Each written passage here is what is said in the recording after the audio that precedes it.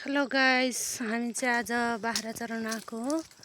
अनि यहाँ बाख्रा चराउन आएको ठाउँमा हाम्रो बारीमा यो चाहिँ हाम्रो हजुरबुबाले रोपिसकेको आँपको बोट हो। अहिले मजाले फुलिरहेछ। भोलि पर्सि आँप फल्छ। हजुरहरूलाई नि खान मन लागे आउनुहोला।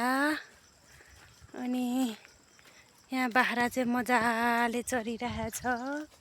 घाँस भएको ठाउँमा चाहिँ चर्दैन, घाँस नभएको ठाउँमा चाहिँ चर्छ, उफ्रिन्छ।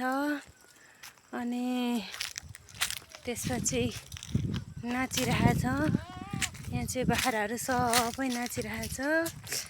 अनि यतापट्टि साइडमा चाहिँ हाम्रो यहाँ मासतिरको घरहरू चाहिँ हाम्रो गाउँ हो। अनि त्यसपछि यस्तो छ हाम्रो गाउँ चाहिँ। हाम्रो बाख्राहरू चाहिँ यहाँ लहर हिँडिरहेछ, नचरेर कोही एकै ठाउँमा थुप्रो लाएर बसिरहेछ।